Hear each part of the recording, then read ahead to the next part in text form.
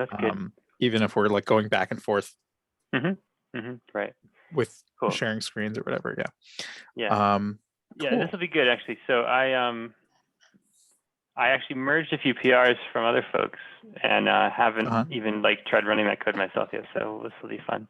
I basically just kind of trusted people. So let's see, where's my, stop that one, share this one, desktop 2, share. Okay. That's weird. Normally Zoom gives me the annoying border to show me that I'm sharing, but I can't see it. Do you have a terminal? Well, I see your screen. Yeah, it's a terminal on the right and desktop background on the left. Okay, yeah, good. So that's working. Yeah, so a few spots in the code, I was just thinking, a few spots in the code, it's still called the platform because that was kind of like a joke code name for this because it's like people are always like, use the platform. So like, we're going to use the platform to the fullest extent here. So yeah, so we've got our project here. Is the size okay, or do you want me to like make it bigger? Well, open a file. Yeah.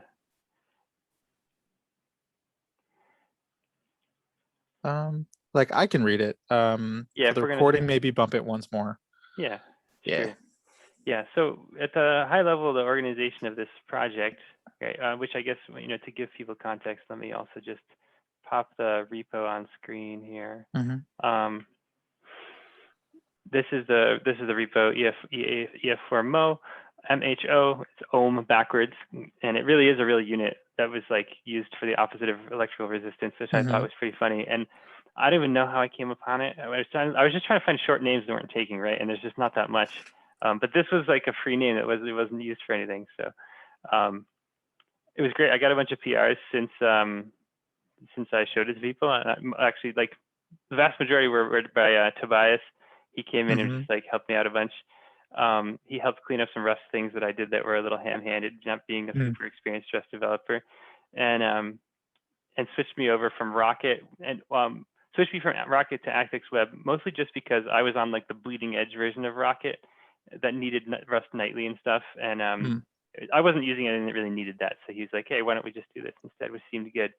I had used Rocket nightly just because that whole project has clearly just been rewritten kind of from the ground up for all the newer async stuff in Rust. And I could see that's where Rust is going. So I was like, oh, I should use the new version, even if it's kind of pre-release. So yeah, so organization-wise in here, it's a mono repo with, so like it's a, you know, Yarn mono repo with several different, you know, JavaScript-oriented packages, but then also a package that's actually a crate, right? A Rust crate in the server. So of the packages here, and so, you know, the total kind of like state of the project, right, is it's like runnable demo level right now. It's not really set up that it's easy to say like add it to your own app, but it includes an app that so you could like kick the tires, right? And so there's Ember App here is the app that it contains. Which is just a pretty normal Ember app. Sure. What I see is still the pull request screen. Yeah, I've had this problem with Zoom a ton lately. Let me stop share and start again. And then it lags behind for like, I get like 3 minutes of screen share and then it stops. And then when it takes a few minutes to come back, and then after it does, it stays. So do you have like a black screen now, or is it back? It says has started screen sharing. Yeah. Yeah, it's a black screen. Every time I Zoom screen share lately, it does this, and I don't know why. So you can let me know when it catches up. I'll talk through the section. So like the top level packages here in the repo are called Ember App, and that's the app that you could try. Server, and that's the Rust-based server. Depths, and Depths is like it's really the node-based tooling to take all your your npm installed dependencies and translate them into web published dependencies, and along with that, effectively translating your yarn lock into an import map that'll run as an in-browser thing for all your dependencies and transitive dependencies. So that's the Depths package, and the worker package is where the bulk of the TypeScript for doing the builds is, because the bulk of the brains in the thing is in there, right? Like deliberately so, because I want to have the majority of the capability is totally portable, runs in the browser stuff, right? That you can And you know, architecturally, the reason for that, there's a few. The biggest things that I like about it are, I really do think that the browser can outperform Node in terms of being excellent at downloading stuff from the web, caching it, and getting it loaded into a browser tab, right? Like Node is just not going to be faster than your browser at that, or at least, you know, like you're replicating an awful lot of stuff in an environment that was never made for that when you're doing web stuff in Node. Node is, you know, Node was designed to be JavaScript on the server, right? And everything about NPM and its package system is all for that. And we're kind of really jamming a square peg into a round hole when we use it for web development, I believe. I mean, it makes sense that people chose it, right? Because you do need tooling. And it makes sense that your tooling is in the language that like your whole audience already knows. If you're developing for JavaScript apps, then it makes sense that you're like having tooling that's JavaScript is useful. So you can see why it's popular, but you can also see the challenges, that it's just not really, it wasn't really designed and optimized for that use case, particularly the package management system. So it's nice to have tooling that runs in the browser and takes advantage of the browser's native capabilities, being second to none at downloading stuff, caching stuff, and getting it as quickly as possible, boot it up in a browser tab. Also, just security-wise, it's a really big improvement. You know, if the vast majority of the work is happening in your browser and not in Node, you're in a much more safe runtime context. So, you know, you don't need thousands of different NPM packages having full access to your system to do builds. It can be in the browser where it's much less risky to you. You know, I like that. I like that it's a cleaner environment that way. Cool. So, yeah. I can see your screen now. Cool. So, and then, yeah, so like I said, we got deps, we got the Ember app. And publish mo is just like a small thing that's useful to, basically the way I distributed the precompiled thing is there is an NPM package to distribute this stuff.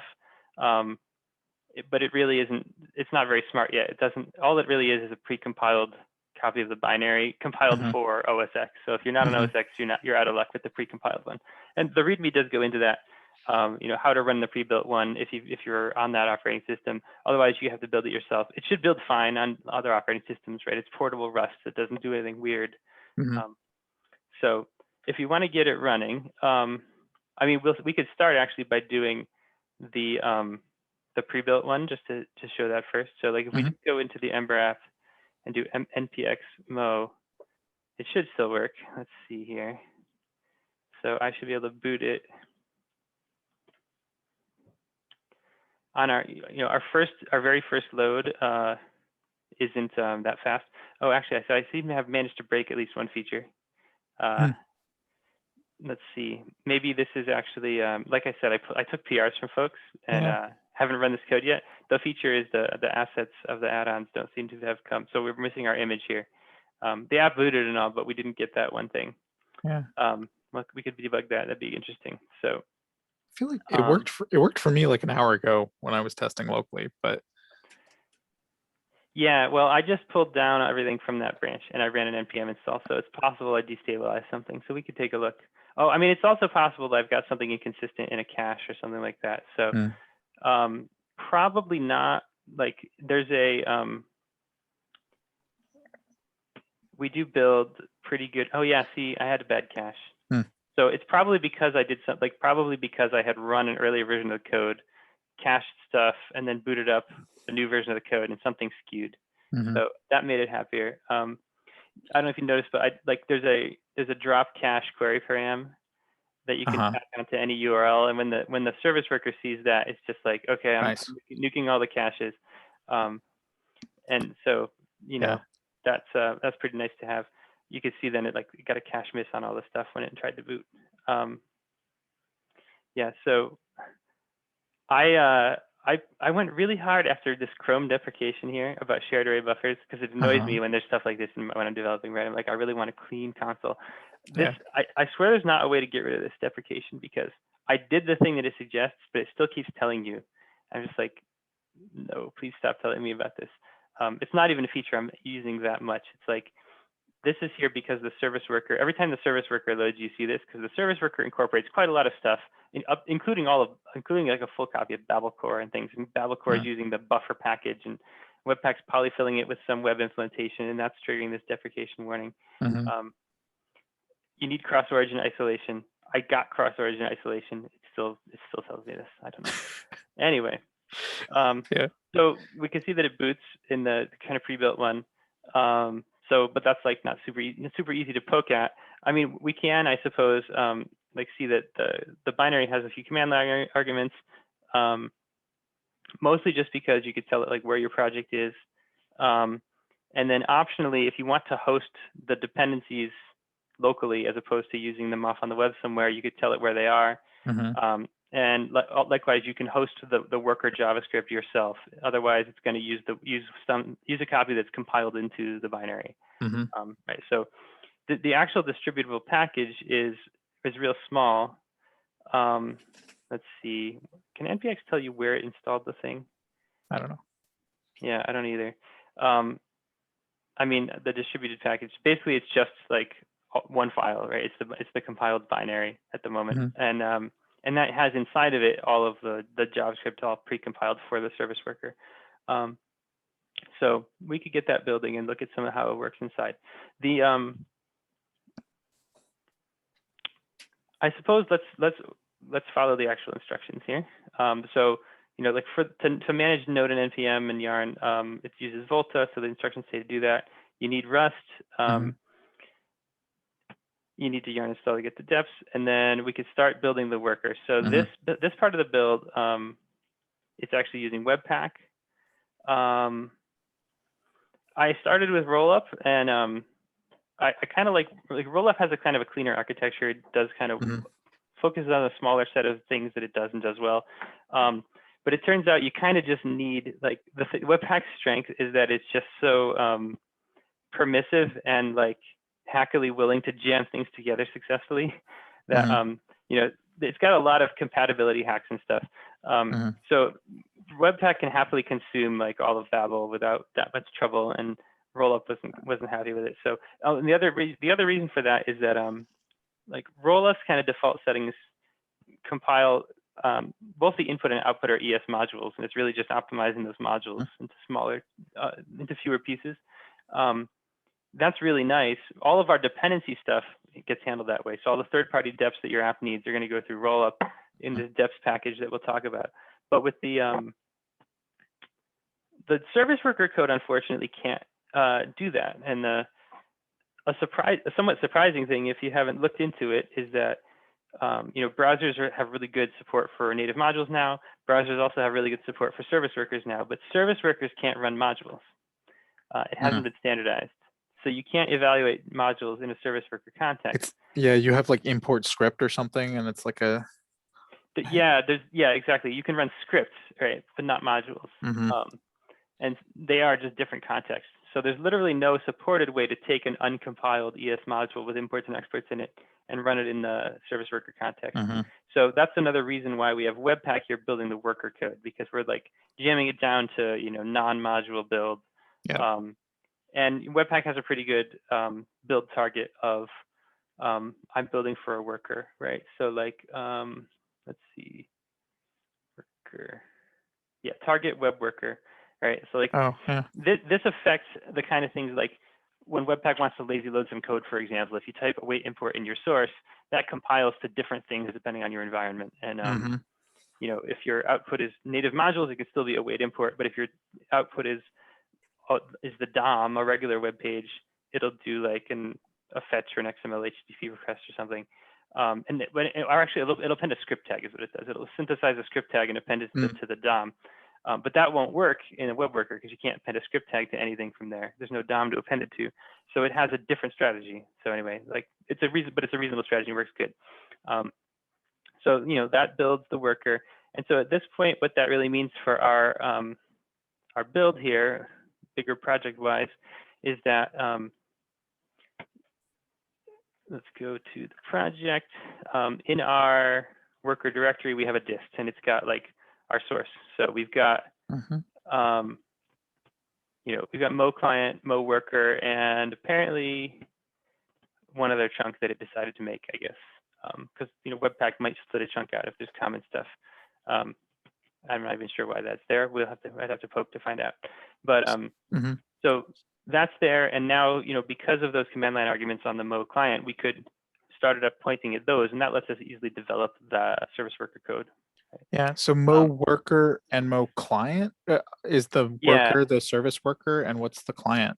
Correct. The Mo worker is the service worker. So it's definitely the meat of the implementation, right? So the worker is currently, this is a dev build, right, with lots of source mapping type stuff in it. So it's much bigger than the real build. Wow, it's actually huge because it's got like what, 10 megabytes or something? Yeah, 10 megs. I mean, that's not that big, honestly. Yeah. Right.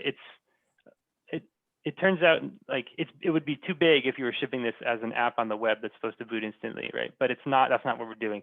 It's a one-time boot in the service worker that doesn't even have to evaluate again when you refresh pages or anything, and it's replacing all of your node modules, which can easily run you hundreds of megabytes.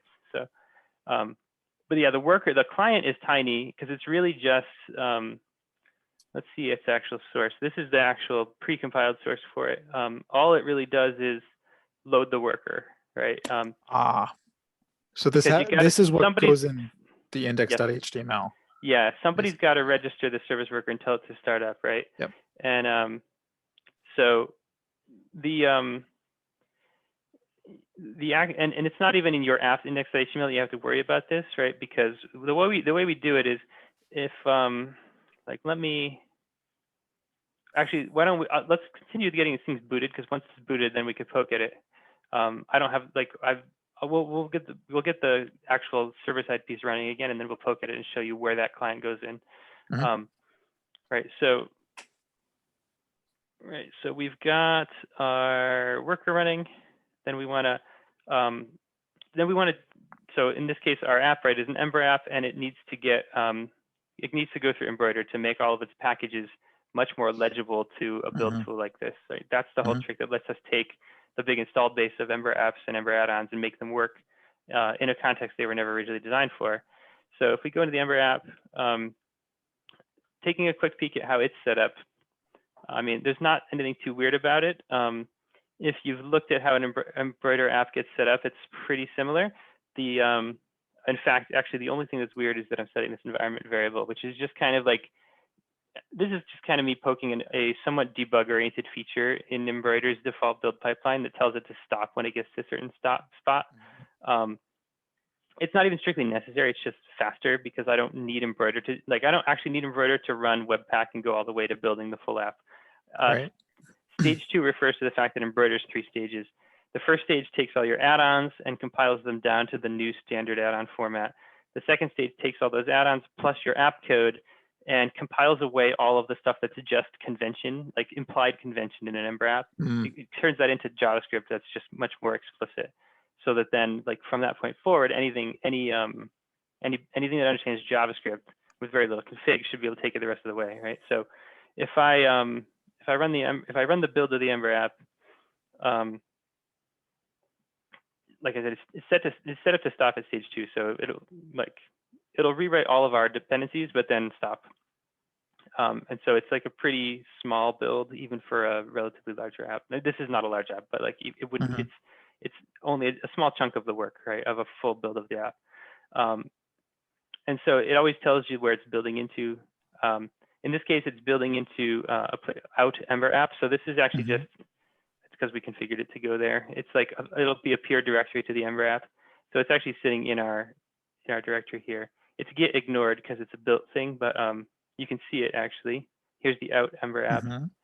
And actually it has so when Embroider rewrites your dependencies and your app and everything, it actually mirrors as much of the structure of your local file system as necessary to maintain all the relative relationships between packages.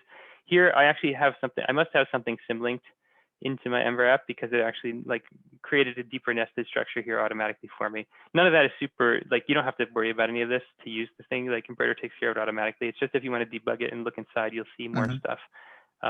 But so my Ember app here, once it's been compiled, it has stuff well, let's start with at the very beginning, right? An index.html. Stuff that in the app as authored would have been left as kind of placeholders has been made explicit, right? Like the Ember apps have the option of putting configuration in a meta tag so that it's easy to change their config when they were going to boot them up without recompiling the app. That's all in there already.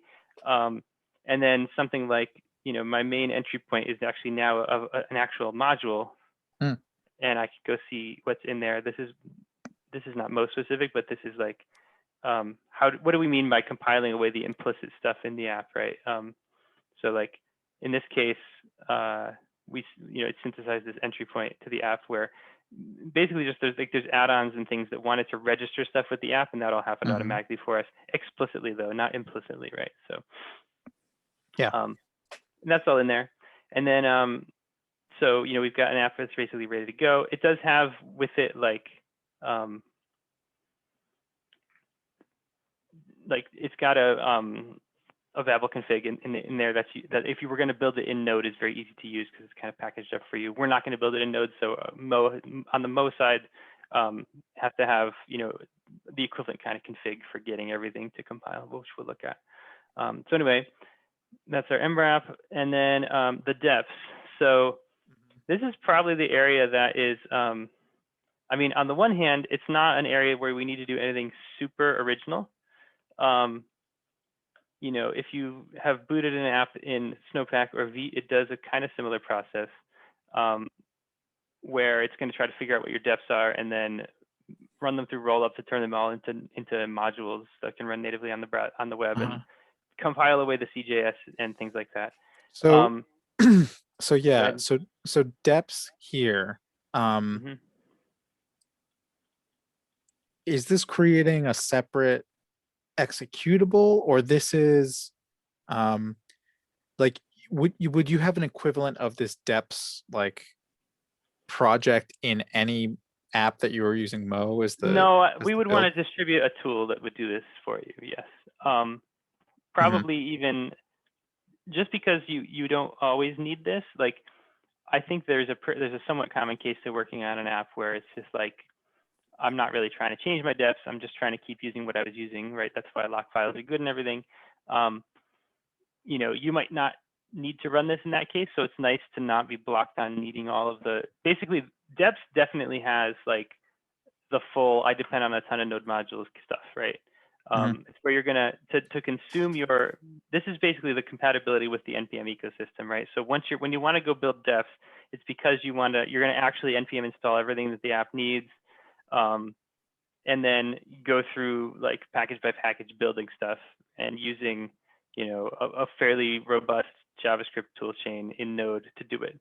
So it's deliberately separate. Like I think it would even distribute as probably a separate command from the Mo server, but it would be a complementary tool that you'd have to distribute separately. Yes, I think it's probably the area of this that is like I said, it doesn't need to be super original and to be successful, but it is and I could probably put the least effort into it because it's like it's not doing anything that is super different from what other builders do.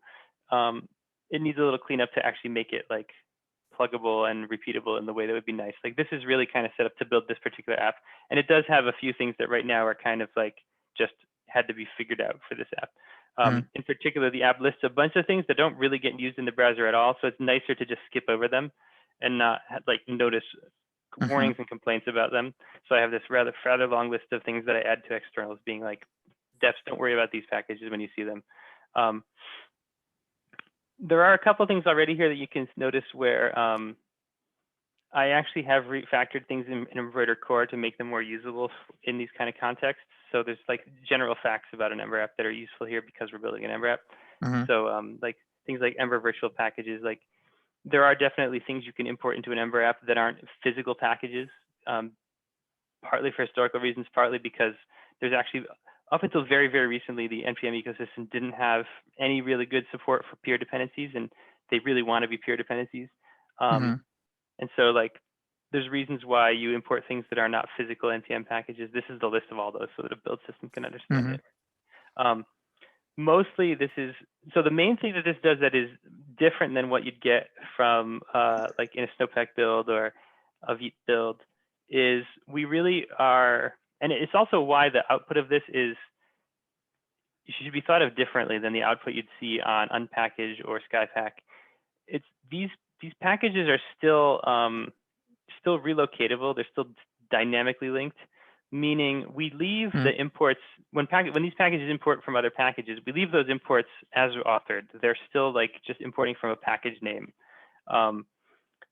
which means they won't run in the browser by themselves, right? If you just try to consume one of these into a regular web page, it'll run afoul of the actual type error that you get today in browsers if you try to import something that's not a URL. It's like a bare import. That's reserved explicitly. It doesn't work, right? We very deliberately leave that in. And what that means is it lets us delegate to the application what all the transitive dependencies are going to be. That's how we can actually, because the point of this is not that every app should even need to build all its own deps. Like, I mean, in practice, everybody's deps are on NPM now, and so yes, you'll probably need to import your deps, right? But the goal would be that the packages, they're one-to-one builds that only have to run once for a given version of a package. And whether that's within your team or organization, you can all share that build, or eventually, if with enough package management infrastructure around it, a whole community could share these packages that are already ready to go. There shouldn't be anything in them that is like locked down, right? They should be as reusable as NPM packages on NPM, as opposed to if you just roll them up, kind of doing the default thing rollup would do. You're gonna, as you compile one of your dependencies into a bundle, it's gonna incorporate into itself all of its dependencies, right? And then you lose the ability to do like transitive dependency deduplication or transitive dependency security upgrades. And so you end up locking in, and like the locking is fine. Like you do want to lock transitive dependencies, right? But you also want, as the app developer, the option of like deciding when not to lock one, deciding when to upgrade one. So that's the main thing this does that is different than what you get out of those tools, is that the bundles we build, well, I guess I'd say two things. The bundles we build are relocatable. And the second thing is that as a side effect of looking at all your app's dependencies and what their dependencies are and so on, we generate an import map. So let's run that. So you yarn prepare here in depth. Sure. This is also in the README. Yeah. Let's see. So I have a bit of a question. So yeah, it makes sense to me that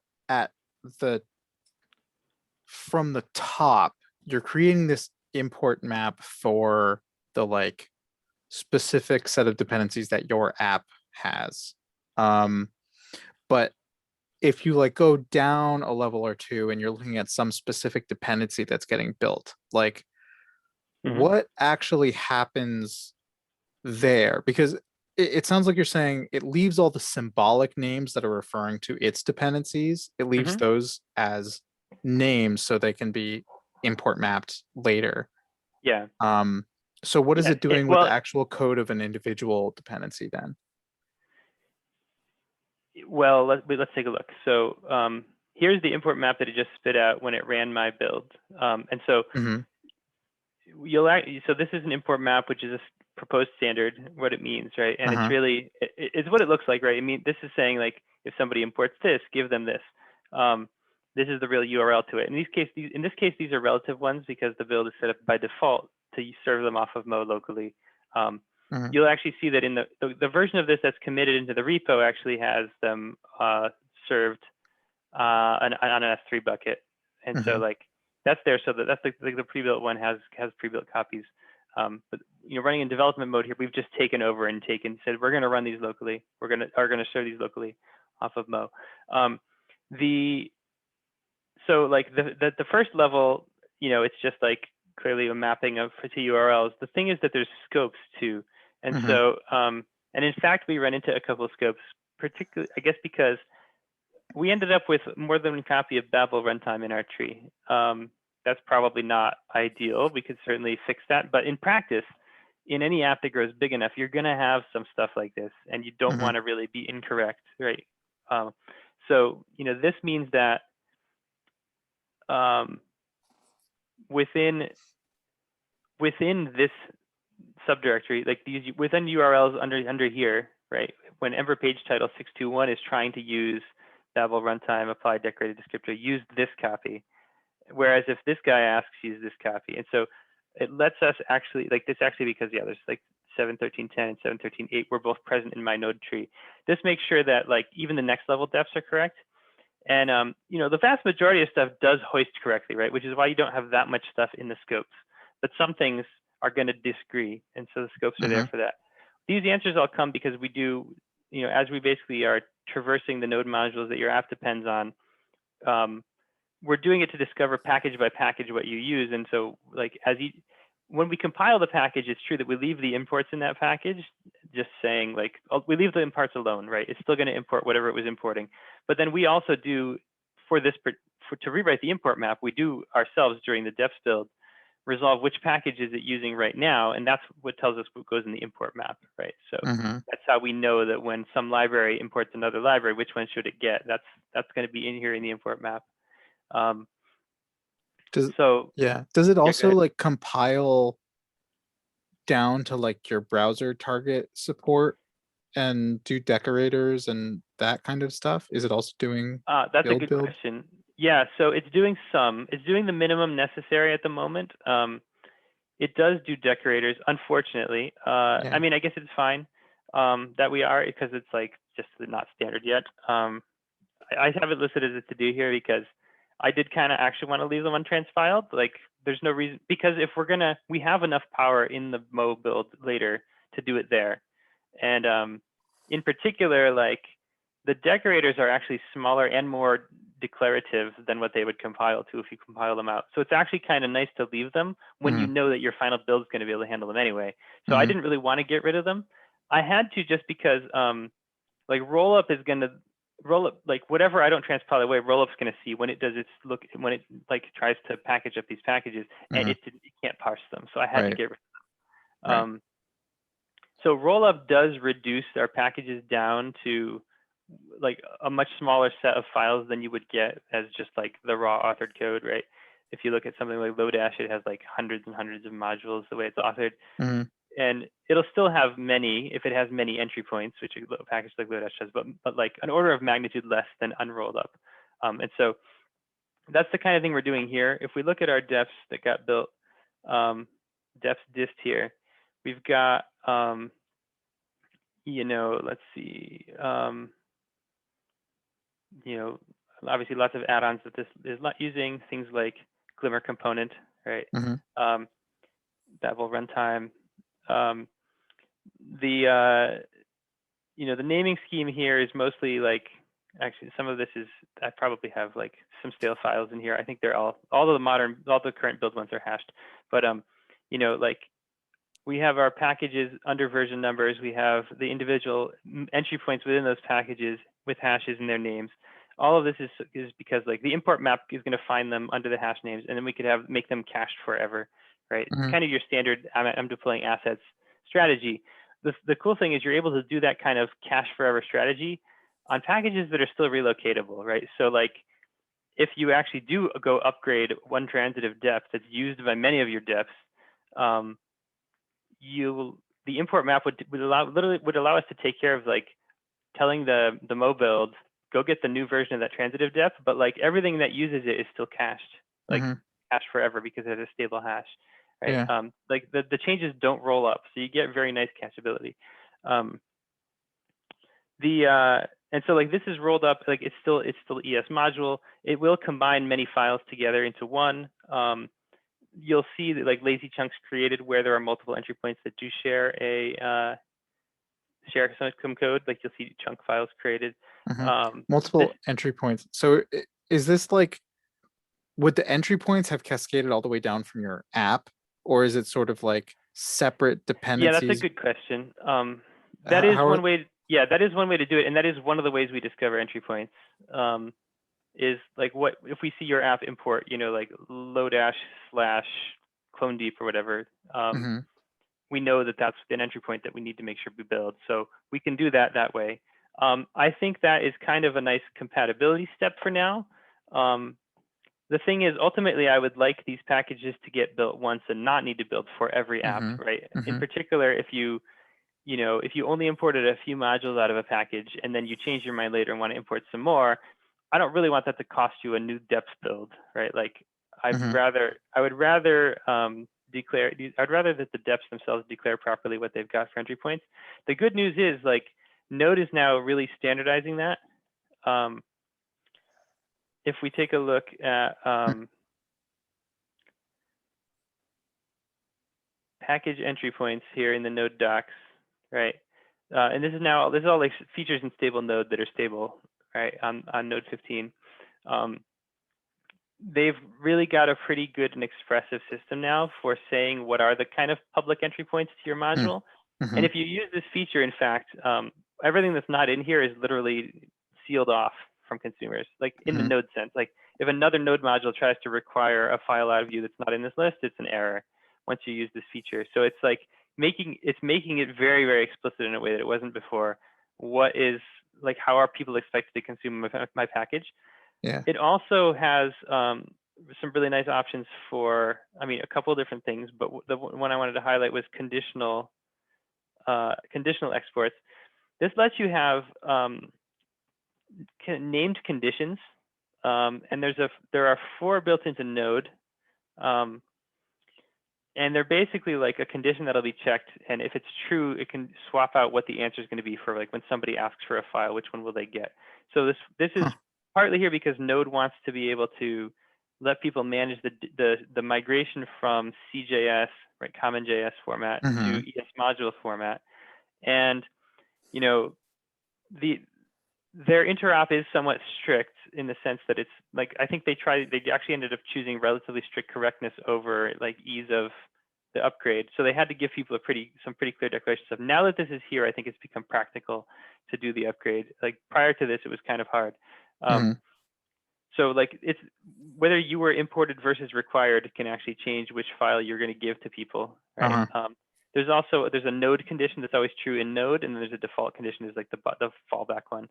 But you're allowed to have others, and they actually have, let's see, right?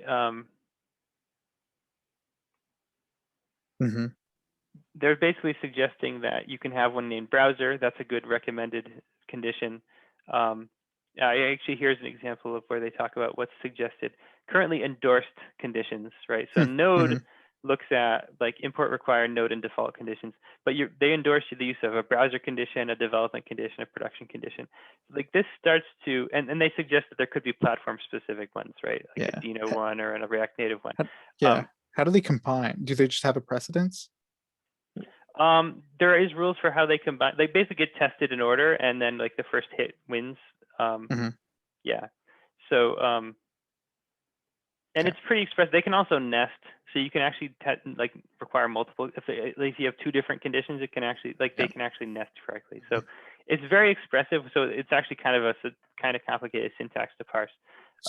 But Node implements it all for you if you're just asking Node to resolve things. And then stuff like Webpack or like the newer versions of the rollup Node plugins, you can actually, when you configure your resolver, you tell it which conditions you want, and it'll do this stuff. So anyway, this is nice because the fact that it's explicit. I mean, like the browser versus Node stuff is great, right? Like that has always been very, very flaky in Node packages. The other thing is that because it's an explicit list of what you're allowed to consume from the outside, it lets us, like any package that does this properly, it is going to be easy to find out what the entry points are because it literally told you, and those are the entry points we will build and publish, right? So, so you know, like I said, so we look at that. We also look at what the app consumes because we've got the app in this case, so we might as well, if we discover an entry point that wasn't there, we'll add it to what we're building. Oh yeah. Wait, can I? Let's see. So, when you were talking about the conditional whatever we were just looking at conditional exports, so is that because you would think like, does that list of conditions help with Mo in some way, or were you thinking of like using a custom one or enabling arbitrary ones? It's mostly just the browser one, I think, is the best thing in like in terms of conditions. Got it. Well, both two things. The biggest frustration with what you had to do prior is you could prioritize. like before this, there was a non-standard key lots of people used, which was just the browser key in package.json, right? Browserify, I think maybe, I don't even know who did it first, but like Browserify supported it, and then Webpack supported it. And so like lots of things would use that key to say, oh, this is the stuff for the browser, not the stuff for Node. In particular, if you had a package that had, there's a lot of packages that are very annoying to consume if they don't like give you an entry point that avoids calling Node's like fs module, right, and process.env. And a lot of times the core of a library is actually portable, but it has a few things that use nodisms, and then you're stuck not using it in the browser, or you end up pulling in big polyfills by accident and things. So the browser key was good because it would let you find a browser-specific implementation of your thing, but it was also generally very pre-baked and would not be, for example, ES modules, right? Because traditionally your browser builds that you distribute on NPM, as you would have done it over the past many years, would be like compiled down to lowest common denominator JavaScript. So you wouldn't have modules, and you wouldn't be taking advantage of any of the native features that browsers really have these days. So there's also a module key in package.json that's more new that people would use that would be like, here's my modules build, but then is your modules build for browser or for Node? Like they don't compose, right? You kind of want, like in our case, we really want to say, please give me modules, please make sure they're the browser modules. This actually makes it like there's finally a standard to say that now in NPM, which is nice. Not that everything uses it yet, but because it's now built into Node, it's getting easier to push packages to do the right thing. And like instead of having to hack around them, just like upstream a PR to say like, hey, can we just add this thing that will declare where your browser module build is? Cool. So that's what's nice about it. It was that I brought it up in the context of also of just discovering what the entry points are. The combination of those two things does make it nicer to do these kind of builds. So maybe you're getting to this, but I'm still trying to wrap my head around. So let's see. You've talked about like someday, hopefully, the build for any given package can happen once, and then everyone can use that. What is the difference between the published NPM package and that build that anyone can use? Sure. I mean, it doesn't have to be that big a gap, really. I guess I'd say that it's bundled for the web, right? And so, for example, NPM, like in principle, you could in fact build into Mo a thing that downloads tarballs from NPM and untars them to a virtual file system. In the service worker.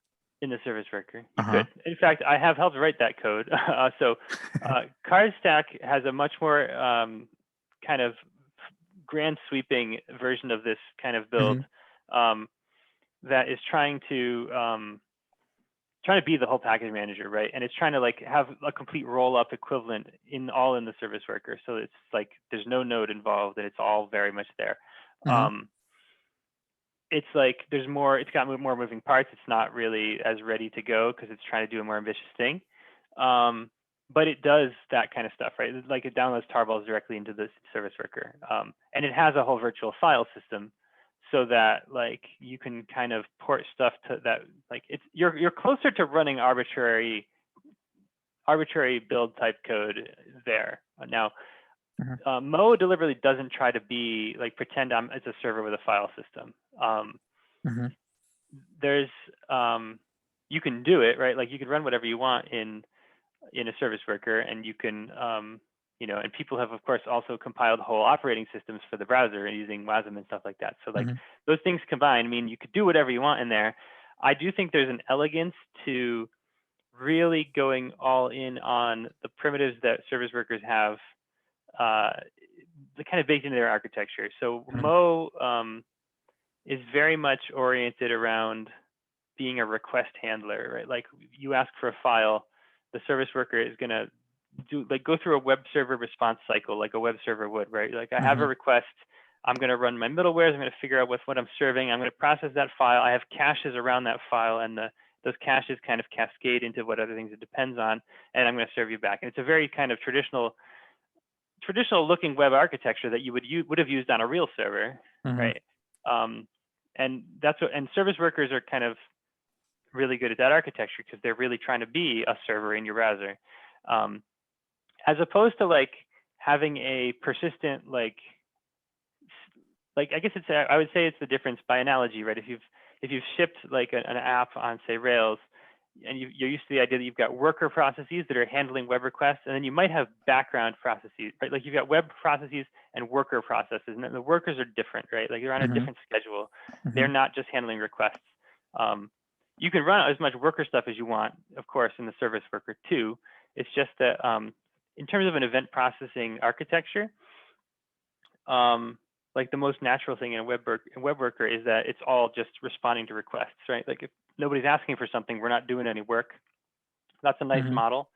And like with no state of its own, it doesn't really need, like there's no like run the build step that happens in Mo, right? Like the build is not a thing. There's just a bunch of file serving, which means it's fundamentally parallelizable. Like if the browser asks for 6 things and Mo will respond to 6 things, right? As opposed to like doing a more aggressive port of server-like code, file system reading code, right, into the service worker. There you actually like have the equivalent of a daemon running, right? Like it's like a process with a build cycle where you like tell it to build and you wait for it to come back with an answer and then your build is ready. Or it's like literally watching the file system for changes and then triggering a build, right? Like that is how the more ambitious like full port of a build system into service worker that Cartstack's working on works. Catalog.js. This is a thinner architecture that I like because it's thinner and simpler. But the trade-off is that it's not gonna it's not gonna pretend to be Node, right? It's not gonna have a fake file system and run Node code. So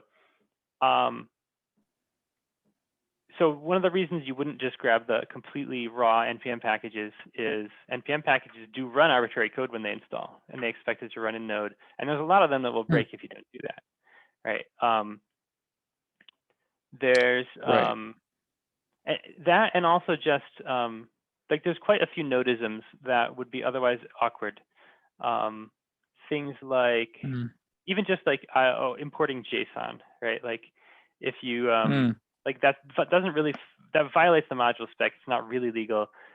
Like in rollup, we can easily gloss over that and compile a JSON to a JavaScript module that exports the same values, right? Like that and all of the CJS, right? So like we don't have a CJS runtime that we're putting into these apps. So like if your app is consuming something that's written as CommonJS, we needed to convert it to ES modules already, and that is also how Snowpack works. That's how Vite works.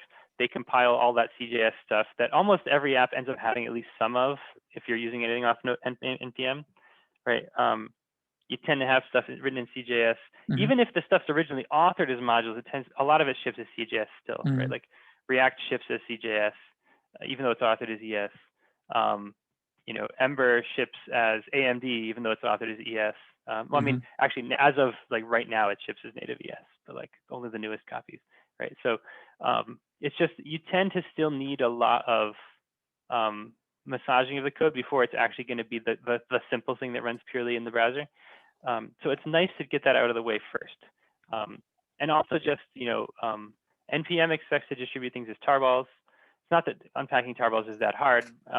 Like I said, I've literally written code to unpack tarballs in the browser, but it's also just like not super efficient. It's not really what you want. So these packages, you know, we don't download a whole package as a one byte, one chunk. You know, when we've built these dependencies, they are a bunch, you know, it's still an arbitrary number of files that you get out for a package, and they sit on a web server, and they're individual files on that web server. So, you know, taking the example of like an Ember add-on that has a whole family of components that you want to pull into your app, right? A whole component library. Like each component is of the add-on is an entry point, because that's kind of how add-ons work in Ember, right? Like it's exposing a bunch of features that the app could use or not. And so they're all actual separate JavaScript modules still. And so if your app uses one of them, when we get to that point in the build, we're going to grab that one off of wherever it is you served your package from, and it's going to pull on whatever it pulls on dependency-wise. It might have already rolled some of that stuff up inside of itself, but the other bits you never download, right? So like it's like a tree shaking kind of thing, but it means that not only do you not evaluate in the browser tab the code you weren't using, you don't ever download it. I think that's nice. You don't have to grab full tarballs of every last thing. There's an awful lot of bytes in your node modules that you don't ever really need. Right. This kind of nicely sidesteps that problem. Cool. Yeah, those are good questions. So yeah, in practice, you're going to definitely need compatibility, just because stuff's not written to assume it's going to run this way. Right. I think you probably could, especially if you're talking about in an organization, if you were going to go all in on this model, you might very well, in larger organizations, they tend to have their own whole ecosystems of libraries that get shared across many applications and stuff. Yeah. In those conditions where you control the authoring of the stuff, you could probably make it so it's just ready to go, has no compatibility needs. But your third-party devs probably still will, at least for a while, until we could until somebody can move the ecosystem toward all working this way, or at least supporting. I think the things that are already happening naturally in terms of ES modules are just really a thing. Node is really supporting them natively. It's just still new, but it's clearly where everything's going now.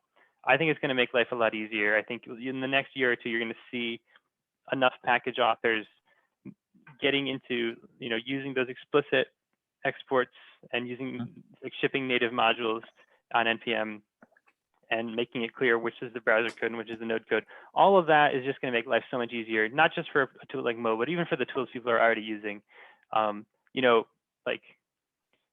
Webpack and Parcel and Rollup and all of those are also going to be more reliable when they have this clear information coming off of NPM, right? So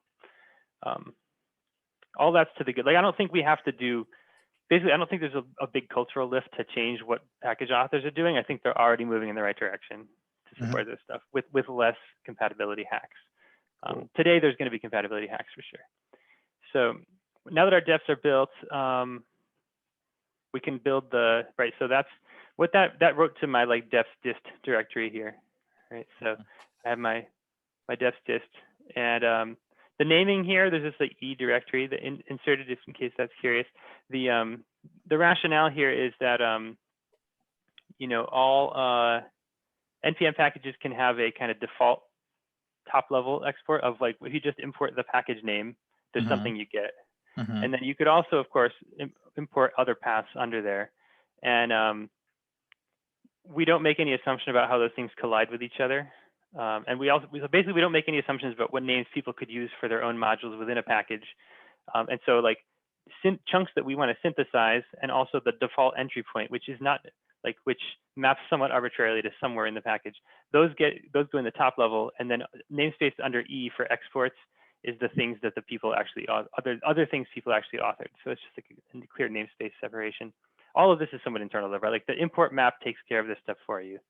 So your import map just points at stuff somewhere in this tree, and you don't have to worry too much about the shape of the tree. The thing to know about the tree is just that it's ideally each package in there only really has to get built once. It's portable. That version of that NPM package should always look the same on here, so it can just be hashed once and uploaded once and used forever and cached. So now we could finally run the server, and actually, I believe that I'm set up to run the server from. I have a start mo shortcut in the Ember app. This should be interesting because I haven't compiled this code yet. You can see we're getting a new update of the crates index. Okay, so crates is the NPM for Rust. I know you know this, but I'll just tell our audience. Yeah. And it's a very nice package management system, and it gets several things right that NPM doesn't quite. I mean, it has different constraints on it, right? So some parts of what it does are easier. It was more designed from scratch to do what it does, and not kind of agglomerated over time so much. Yeah. But so we're going to build our server. While it's building, we can look at the kind of basics of it. So the server.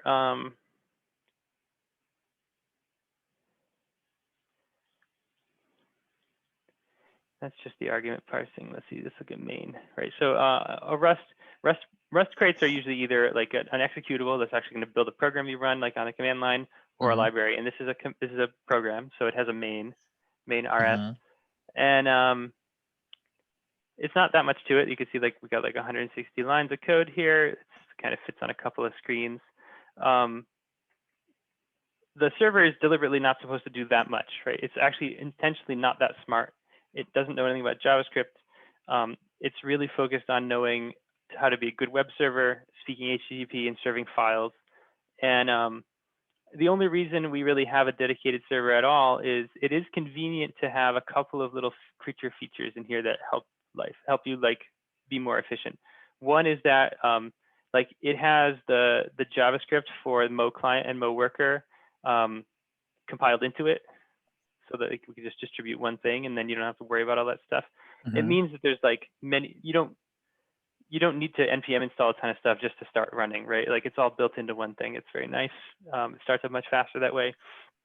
The other thing is that it has it generates a manifest of all the files in your project, and once it's running, we could look what that manifest looks like. It gets served, like here's the actual implementation of the manifest URL. So this is literally like when somebody does a get on this URL, we're gonna like walk the project, and like, I mean, Rust is quite readable, right? Like we're doing, we're gonna walk this project. We're gonna iterate over all the files we get out. We're gonna filter for ones that are not hidden files and not node modules, right? Here this is okay. It's just like we're getting the ones that are actually there, that like everything worked. Basically, this is a if we look at the actual types of what we get out of this, right? So the files here, well, it's mapped from string to, no, that's the final output actually. Our walkthrough here gives us, where's these entries are dir entries. This is basically, yeah, so this is a type result. And so result is what you actually get when you might have the result, but you also might have an error. Like this is handling the file system errors, right? Is like when we try to look at these files, you could get a file system error. And this is just filtering out the ones that are errors and not directory entries, not real things. Filtering only for the ones that are files and not directories or symlinks or other stuff. And we're summarizing them and collecting them into this manifest that we return. And cool. So what's the summary? Oh yeah, let's take a look at summary here. That's just another function in this file. So we've got okay. You can actually, well, yeah, the return type here is so option string. So option is like we might have it or we might not, right? You might have no answer, and that's like, again, there's just like a lot of things that could be invalid, and Rust really makes you think, like explicitly handle that stuff, right? Like in this case, even the fact that like paths that Rust gets off the file system might not be valid Unicode or something like that can cause it to not be there, right? So that's why it's option. Basically, or like the dates. Like in this case, we're looking at the modified times of files. Like that can error. Like it won't on the files you care about, right? But like that's why there's an option type here. And then inside the option type is a pair of strings. The first thing is the name of the file, and the second is actually like the timestamp of when it was touched last. So are we using this to handle caching or something like that? Exactly. This becomes the like root of all the caching. So the build finished and it's running right now, so we could actually poke at it. And I used the little startup shortcut in the Ember app. So it is the Ember app that it's serving. Let me start up. I'm gonna use Postman here, which is just a nice tool for making network requests and seeing them. You can see what I was doing last was trolling CVS for vaccine appointments.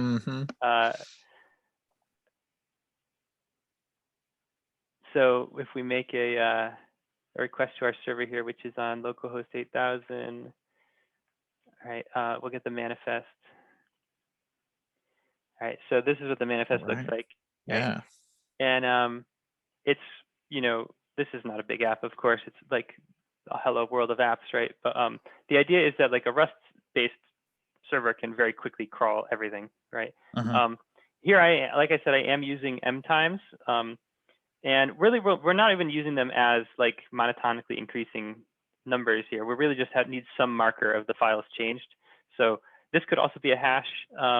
Arguably, that would also be good. Like we could make this be, there are very fast hashing implementations that really would be fine. I used mtime because it was simple and quick, but like you could swap out a hash here and that would have the same effect. Really, we're just using it as a key so that we notice when stuff changes. So the semantics of this manifest is really like, these are all the files in my app. And it's intended to be complete in the sense that if something's not listed here, it doesn't exist, except for this excluded list. And the reason for that is like, we do want this to be exhaustive, but there's certain things we're excluding. And in this case, like I said that I'm serving my depths off of Mo as well. So they're under this, like this is about URLs, right? This is the URLs that are served off the web server, right? Because this is from the web browser's perspective, what are all the files in this app? So there are the depths here too. They're not in the manifest, right? Like, because they're intended to be, in fact, they're like highly cacheable and stable. So they're not really in scope for what the manifest is trying to achieve in terms of caching.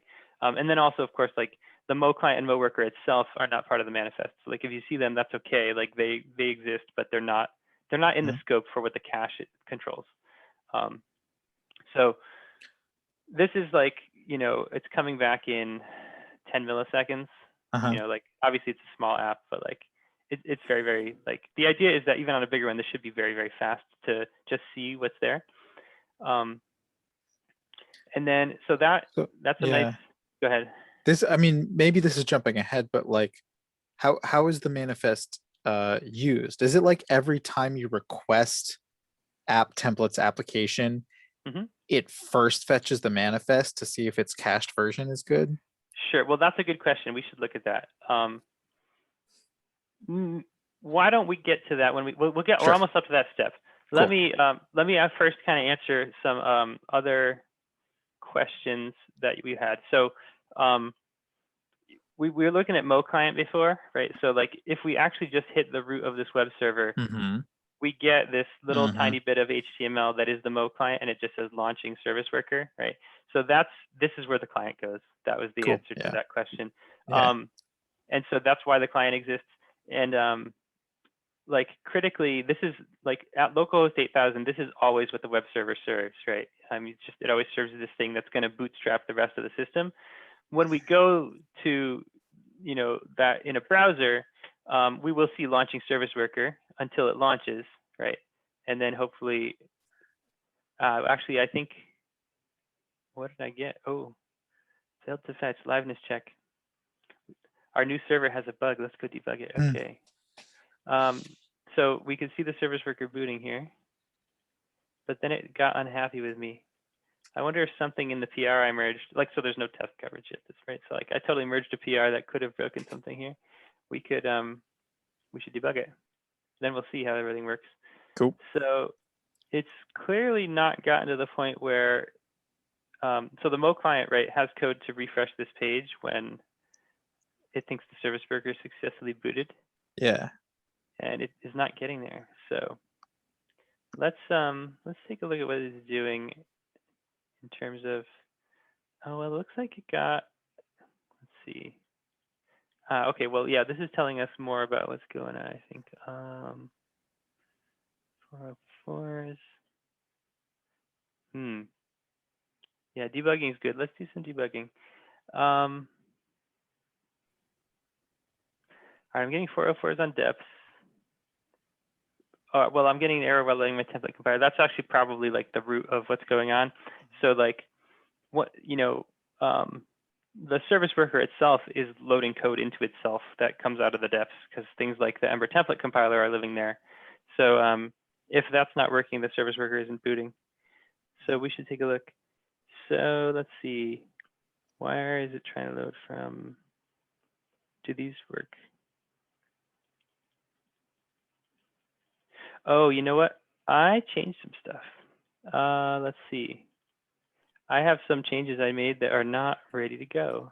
Is it like the little hash at the end of the file name or something? Yeah, Exactly. The hashing's new.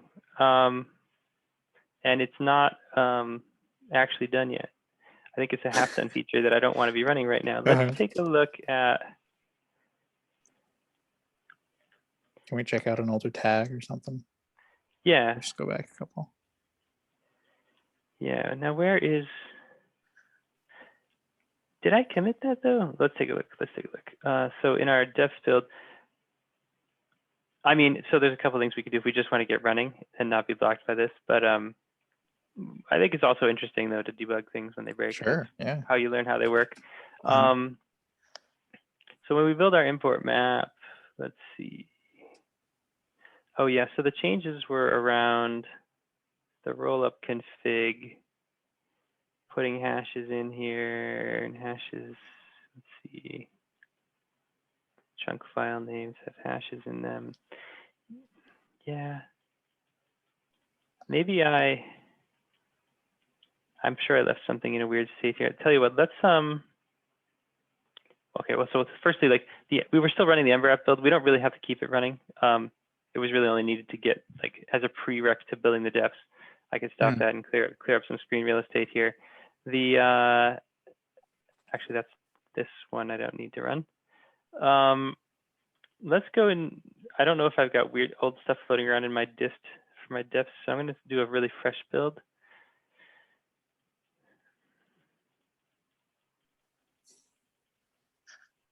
And then we'll see whether it's all hashed or all not hashed or yeah, I don't remember what, honestly, I don't remember where I left it. So let's take a look.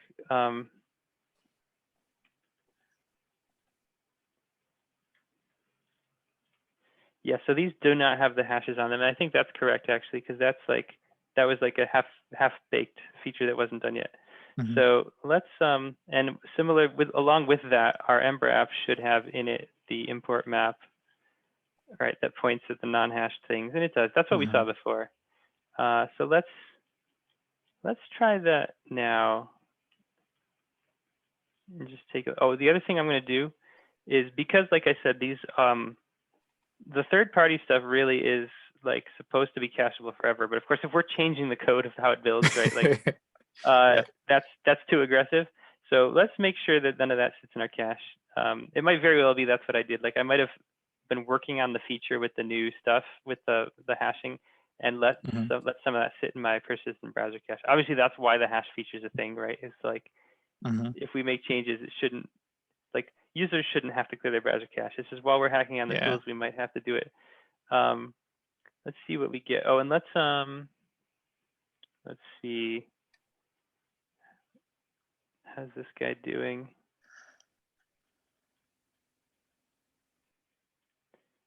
He's still not super cool at that. So the network tab is nice because, you know, the build is shallow, right? In the sense that everything it's doing, you can kind of actually just poke at in here. So we can see which stuff isn't working. Am I loading? Let's see. Oh, the other thing is, like, if you haven't worked with service workers before, a thing that isn't obvious, the little gear that shows up next to something, those are the requests made by the service worker versus the requests made by the app to the service worker. Yeah, stuff's not real happy. All right, well, we could back up to something that was working better. Although, well, yeah, I don't know. I still think, honestly, like, this is how you learn, right? Get in the weeds of it being broken. So what, I mean, yeah, what's the first what failure? should we do to debug it, right? Yeah, so that's a good question. So a thing about service workers is, let's take a look. So Chrome, like, debugging has pretty good service worker stuff here to tell you, like, okay, we have one, it's activated and running, right? We can unregister it and watch it go from like fresh. So if I unregister the service worker, right, this one is stopped. So now if I was to like clear things, in fact, clear the browser cache too, just because, like, let's be complete. If we wanted to really see a fresh start here. Oh, it's also nice to preserve, like have log preserving on, just because we do have a refresh as part of our boot. So let's see what happens. So localhost and then no client, that makes sense. And then Yeah. Right. So this is where we got the thing we expected, right? Our little launching service worker, Mo client loaded. That's going to cause it to download the worker. Now, did we see the worker download? I don't see the worker now. Yeah, I don't either. Let's take a look. Yeah, it doesn't seem to have fetched that, does it? That's kind of So surprising, right? then if we go back to the like service worker tab where it says, is it because we unregistered it and it's the same one? Okay, yeah. I mean, it kicked in eventually. Yeah, I wonder if it's because we just unregistered it and it was the same yeah, file and yeah, everything. yeah. This actually brings up a good meta point about the architecture, right? So, or like a thing I want to add. Service workers, you definitely want to be, in general, rolling out service workers on the web is complicated, right? Because they're stateful and they're out on people's machines. And when if they get into a bad state, you're very stuck. A nice thing about service workers for development is that they're right there and you can easily push the big red button and clear them out if you want to start fresh. Making that not confusing and easy to do, however, is really good. So yeah, a thing that's built into this one is that if you do stop the server, the service worker notices and it clears itself out. yeah, That's an example of it should do that. There's a similar case here that's not handled today, which is it really should notice problems during its own boot and clear right. itself out. It doesn't really, and that leaves it in a kind of if you hit a problem at boot, it's kind of annoying to debug it. We can actually go directly in here and just debug. So actually we could see where it's throwing failure while loading the template compiler, right? I could even put a breakpoint in there and yeah, it hits it. Right here we're broken in the service worker. You can actually see our threads. Yeah. We're not in the main thread anymore. We're in the service workers thread. Yeah. Why did it hit it again? Is it retrying? Yeah, that's a good question, right? It's because this isn't happening at the load of the service worker, because then you're right. In that case, it would not try it again. We can actually look at our backtrace, and this will teach us a little bit of how the system works, right? So we've got all the way back at Mo worker here. Let's see, it takes a little while. Okay, so here's this is the compiled output. This is source worker though, right? We've got worker add event listener fetch, right? This is where we handle fetch events. And this is what I alluded to about the architecture being very thin. There's not a lot of layers to it. Literally, the browser requested a file. We're trying to handle that file. In our our handle fetch, and I could of course show the uncompiled versions of this stuff, so it's a little easier to read. So source worker, this is the main entry point to the worker, right? We've got so we handle fetch events, right? That's where most of the work happens. We also obviously we handle install and activate events that you kind of basically what we want to do here is make the service worker start up right away as soon as it can, as opposed to the default thing service workers do is a little more conservative. They wait till the user navigates the page and then they'll start handling requests. It leaves the old service worker in charge, or leaves no service worker. Yes, or exactly, or leaves no service worker in charge. Exactly. And if you want it to actually aggressively take over, you have to say so with this claim, right? That's what this is doing. Also the skip waiting, you need kind of both steps.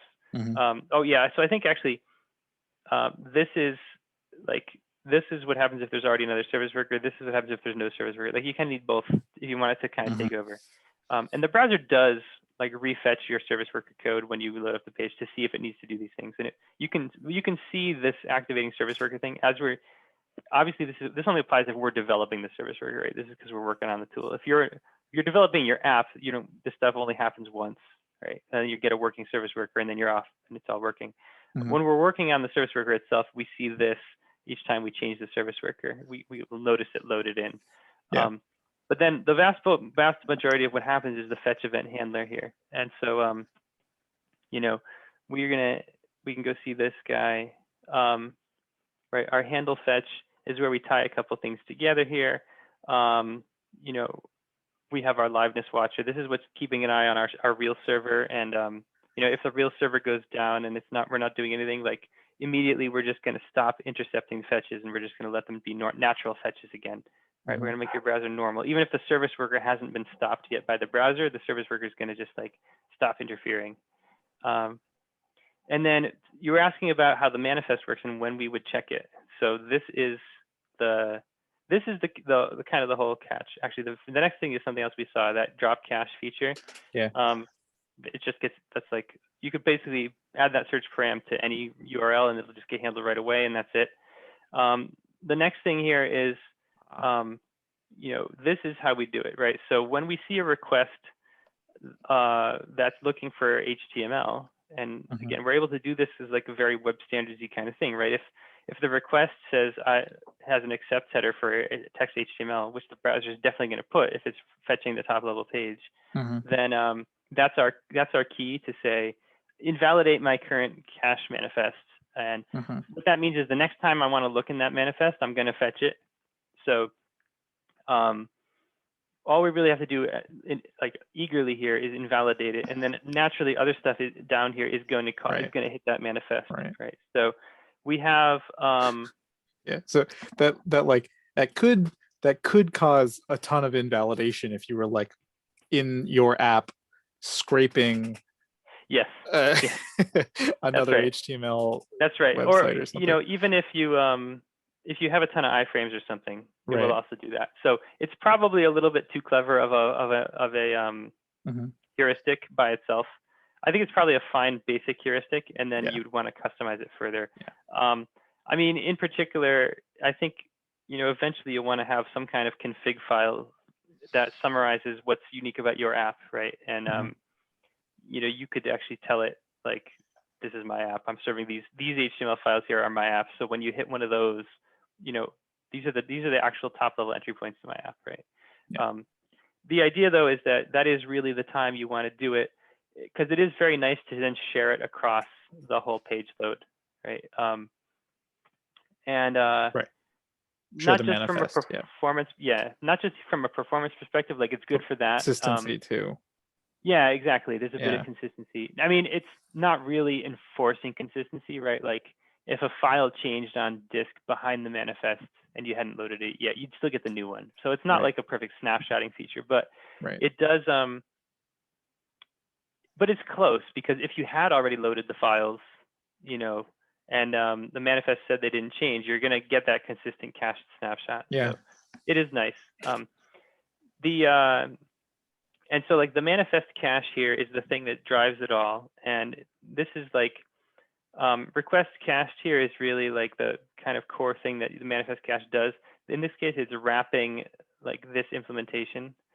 So here we're saying like, I want to make a cached request. Here's my request. Is my cache enabled? Yes or no? Because there's a flag to turn it off. And basically like if I don't find it in the cache, here's the work you're going to do, right? It's generate response. This caching is using totally native stuff provided by the browser, right? So open cache here, right? This is, let's see, that is just a hook. Where's the actual implementation?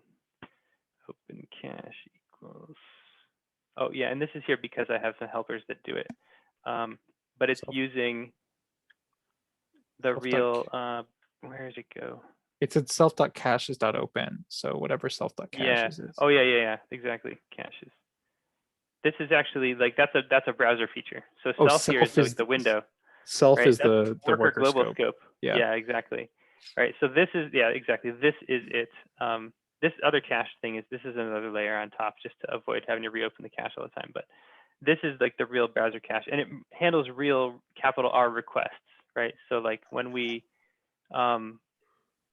say request cached here with this request, right? This is the request that came from our fetch event, right? Like it's a real browser. It's like the request that has the URL and the headers and all that stuff. And so this is where we're really leveraging the browser's native stuff, right? And it'll be really smart. Like if it's the same path, but one header is different, it depending on the header, it will know whether to go through or not. Exactly. It'll understand various headers to see which headers matter, and like it can do all that stuff. Exactly.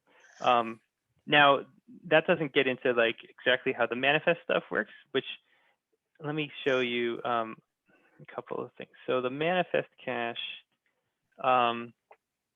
has a couple of capabilities. So like firstly, when you make one, when we make the manifest cache, we just kind of say like it has a base URL and it's in charge of everything under that base URL, right?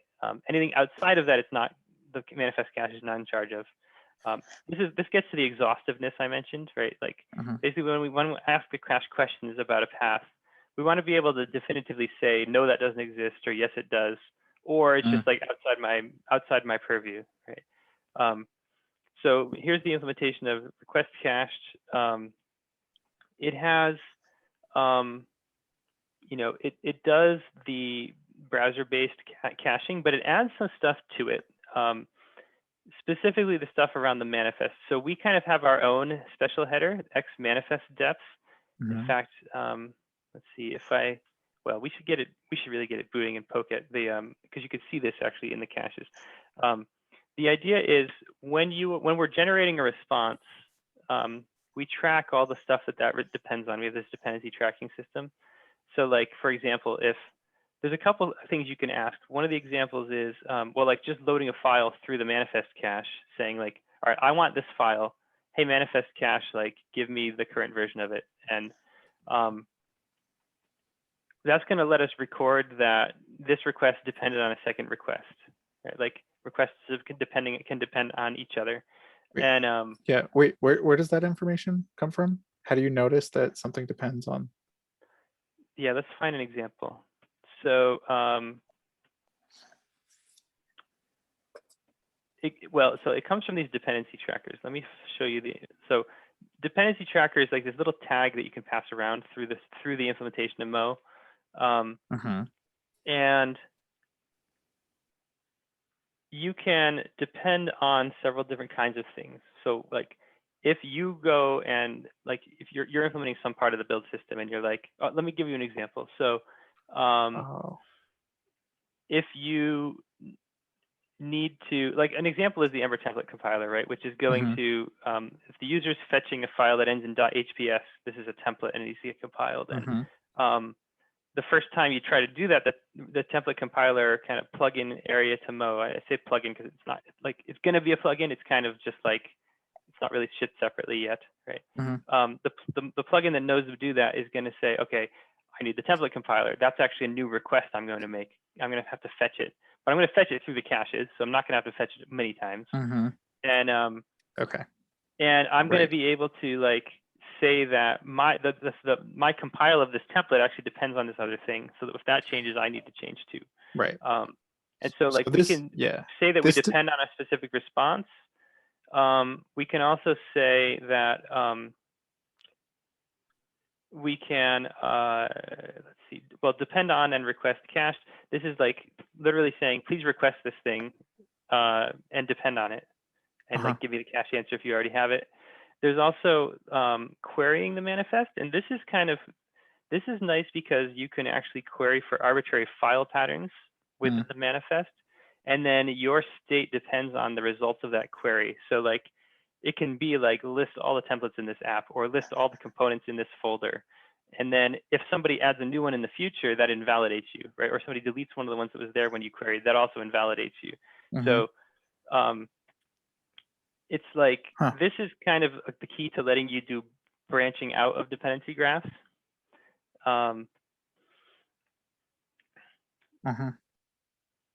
We should, let's see. It'd be cool to make it run and see some of that in action. We should try to figure out what's broken.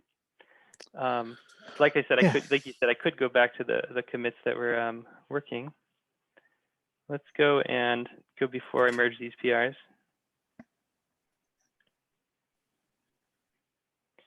Let's see, that's me merging. I'm sure some of these changes are perfectly fine, and I don't think it's anything about the contributions I got that was bad. I think it's just untested. Let's see. There we go. Okay, me updating. Yeah, okay.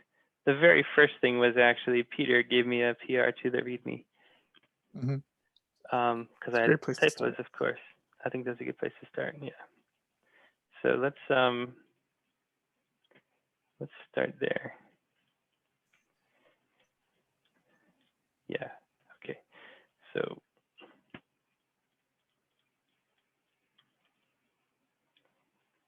make sure we get a fresh build of our deps.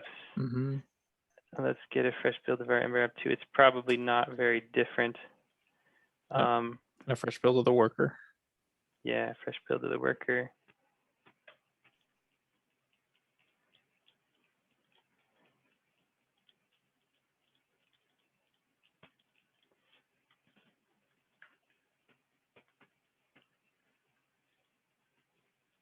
And here comes our devs build. Oh, the worker build that like watches the stuff and rebuilds. Yeah, this automatically and is stuff. this is for I'm developing the worker, so it's watching the worker and will rebuild it. Yes, and that will flow through correctly when you make changes. You do have Cool. to pay attention to when the service worker updates. Like it's not super instant; it'll take a second or two when you're working on it.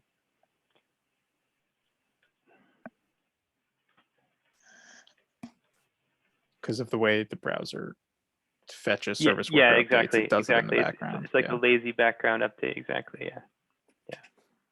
All right, so we're gonna recompile this server. Now it's gonna be running a totally different web framework. Oh, we're back on Rocket. Yeah. We're back on Rocket. Yeah.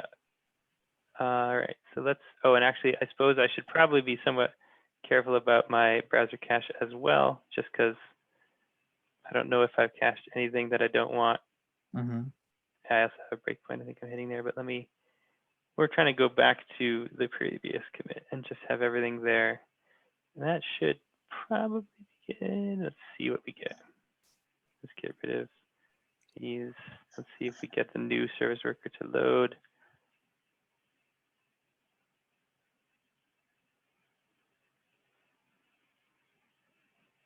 I don't actually know if we've got it yet. Let's see.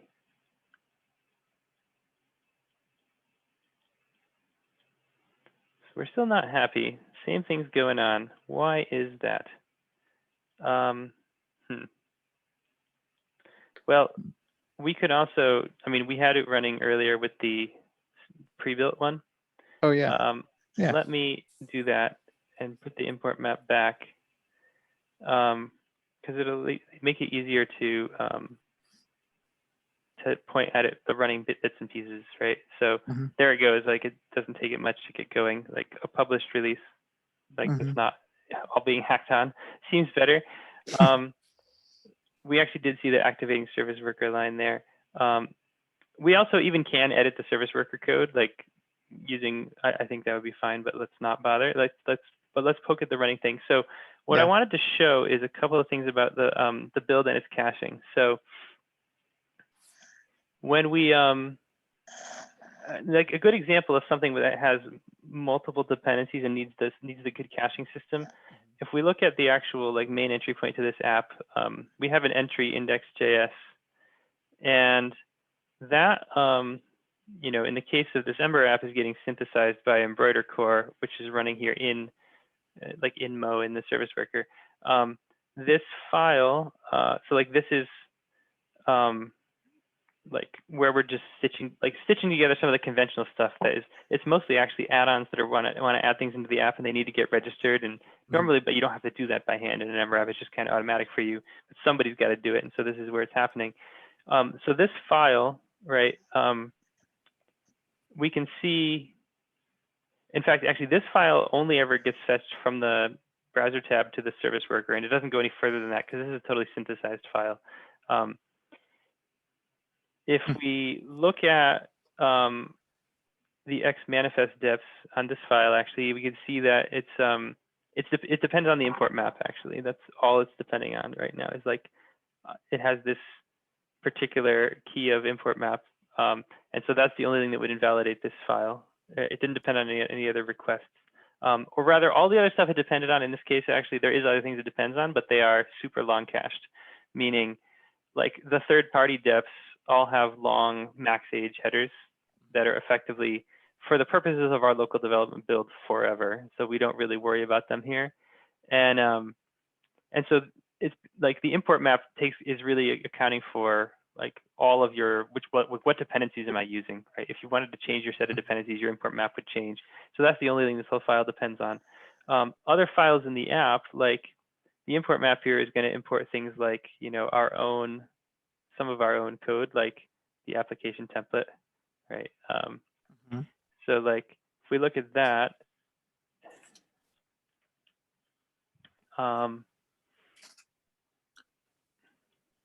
this of course was also cached. If it wasn't, I would actually see it twice here because you'd see when it loaded from the real server and when it loaded from the service worker forward. Mhm. We could actually make that happen. Let's see. All right.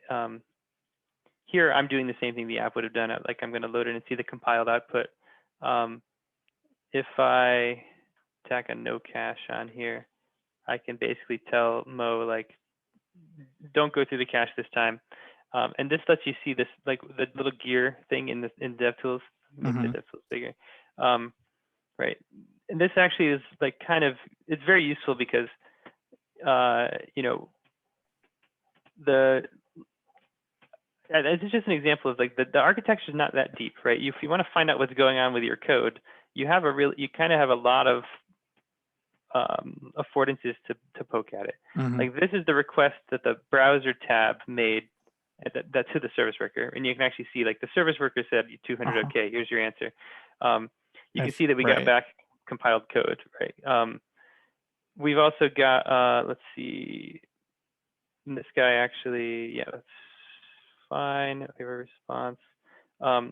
Whereas like the service worker itself also made a request to the real server, and it got back the uncompiled stuff. Right? We can see that all here.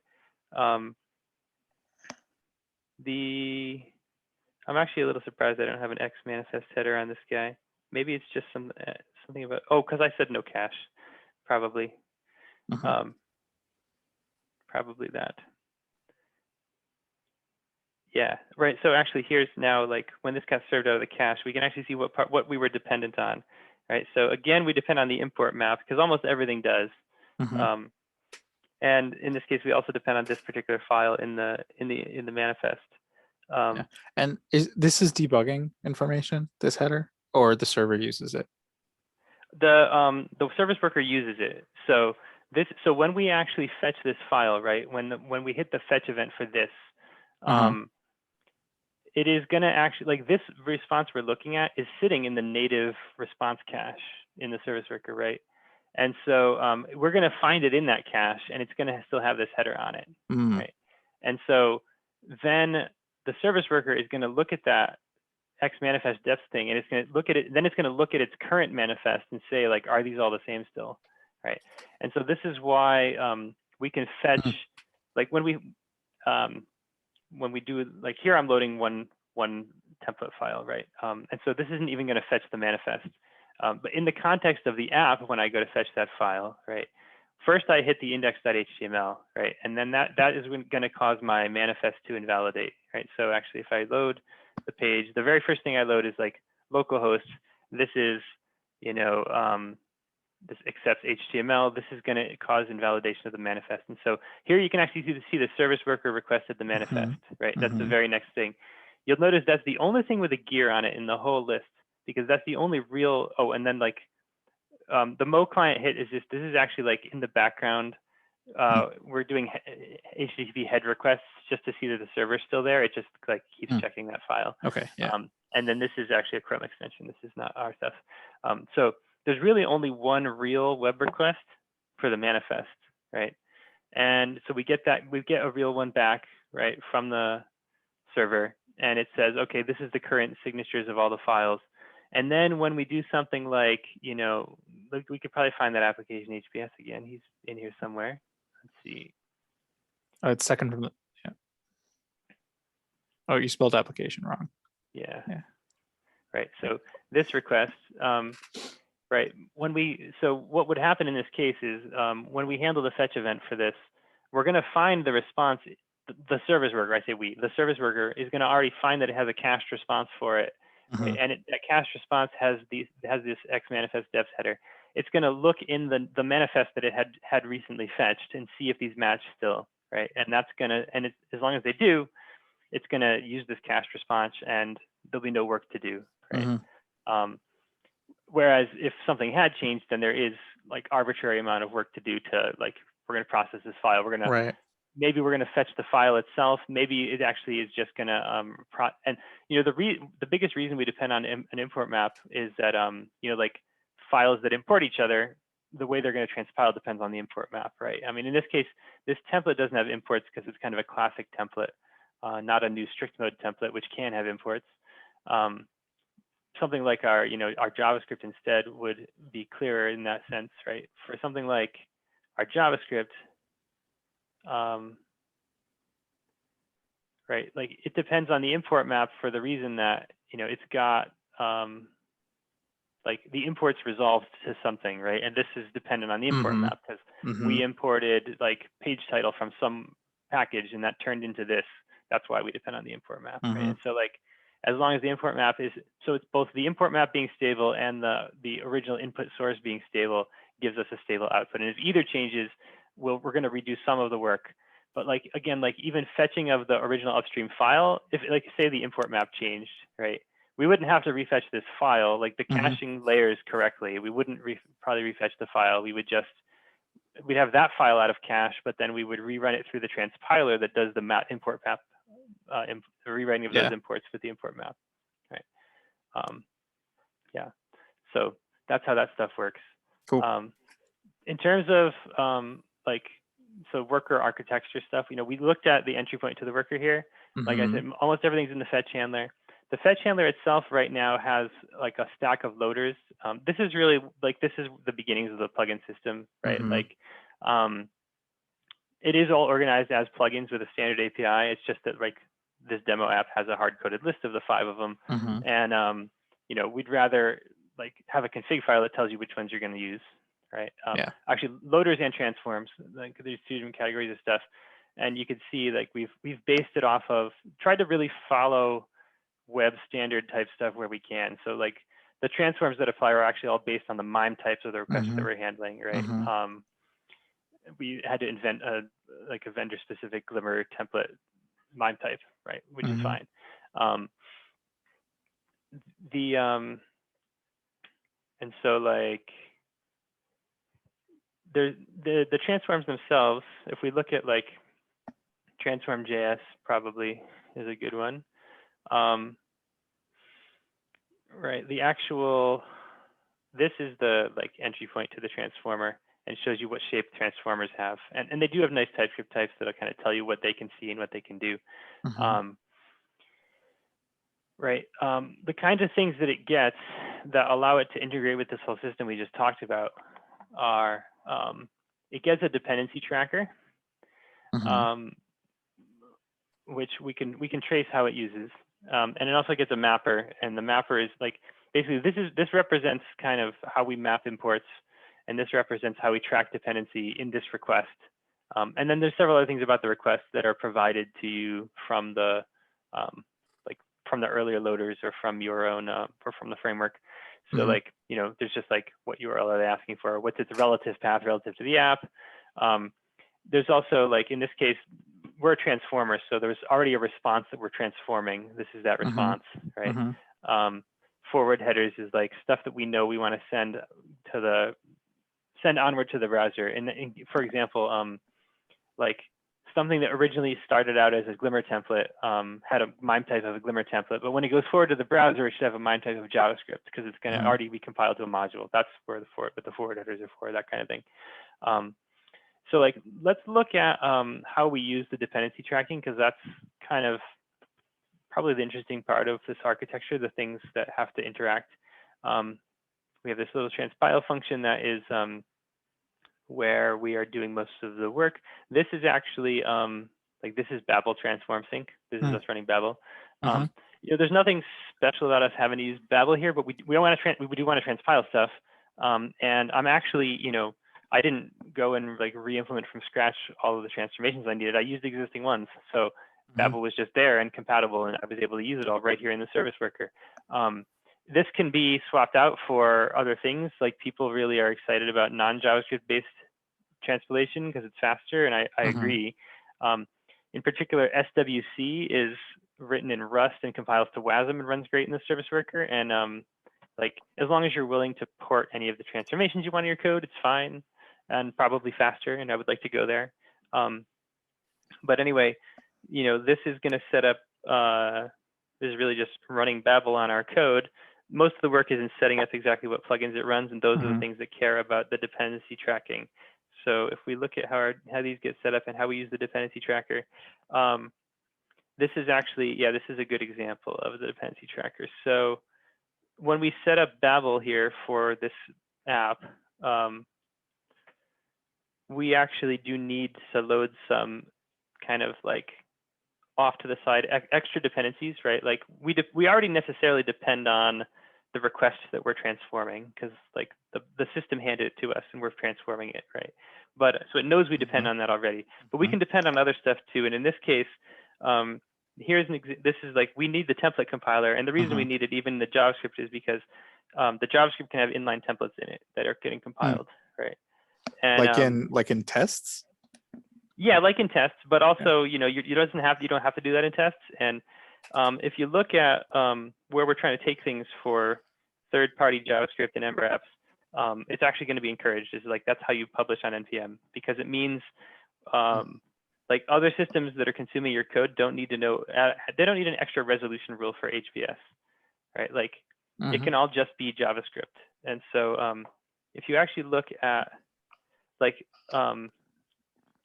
you can express in just like basically inline JavaScript form all the stuff that you could say in the templates, and whether or not you author it that way as a library author is totally up to you. You can author in a more like traditional way, but then just compile to that before you publish to NPM, right? That's where we're taking it though.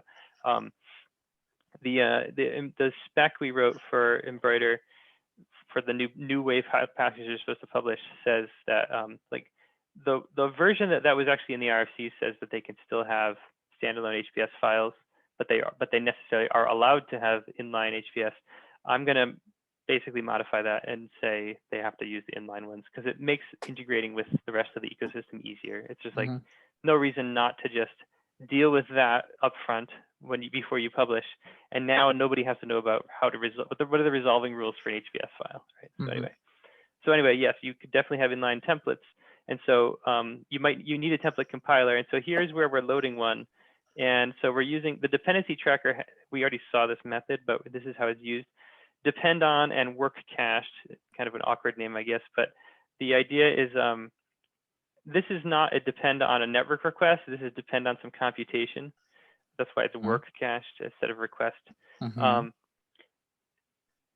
This is like our key, which is actually just our function. So basically anybody else who has called the same functional key off the same weak map based caching.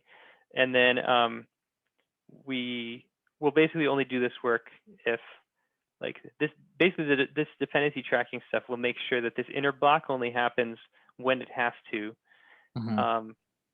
And like the stuff in here, it actually, like this is another dependency tracker that goes into it. This guy, like whatever arbitrary work he does, he's going to report on this dependency tracker, which is going to cause this whole thing to cache at the right lifetime.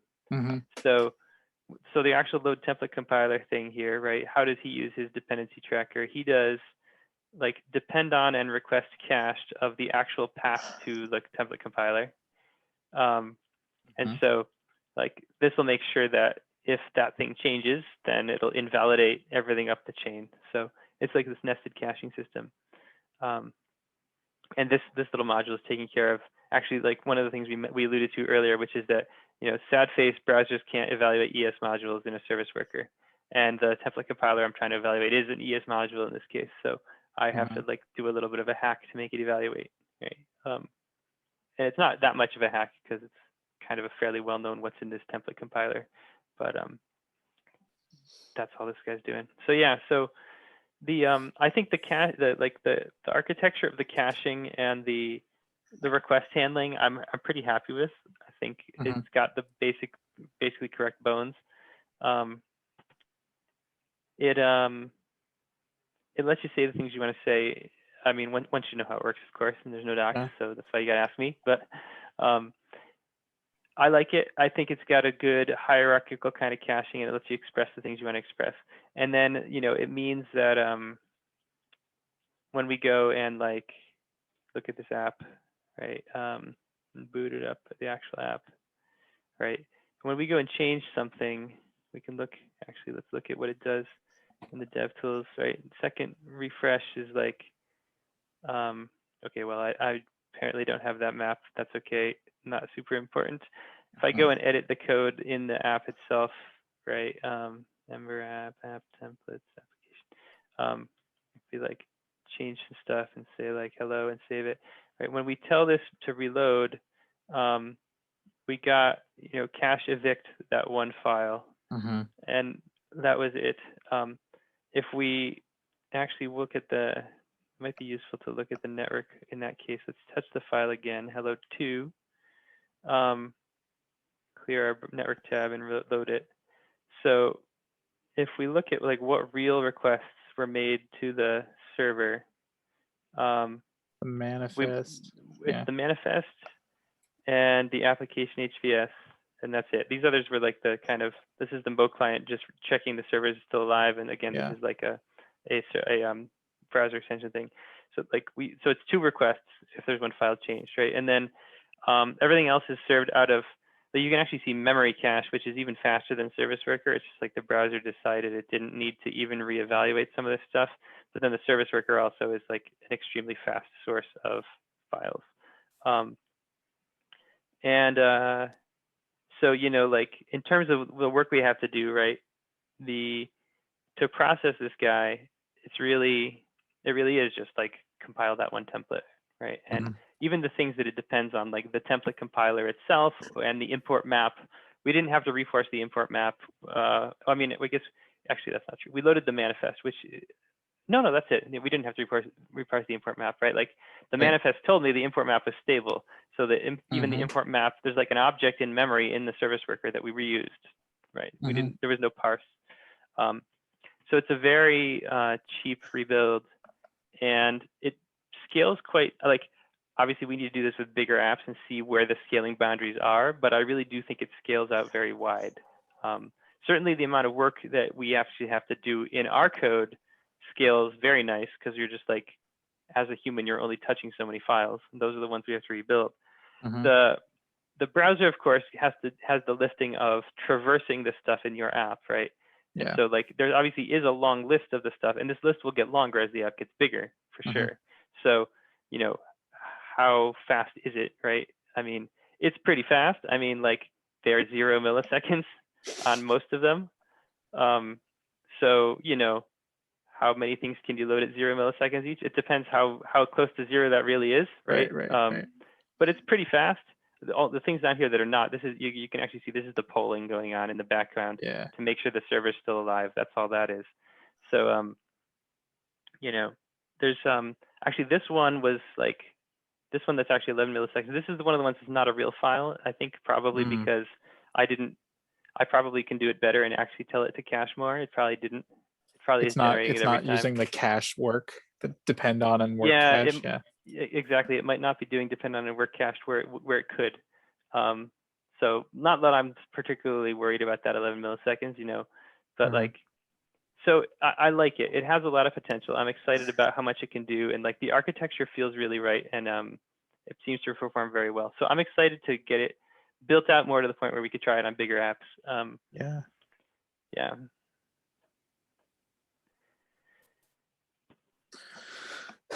Yeah, that's cool. Let's see. We're coming up on 2 hours.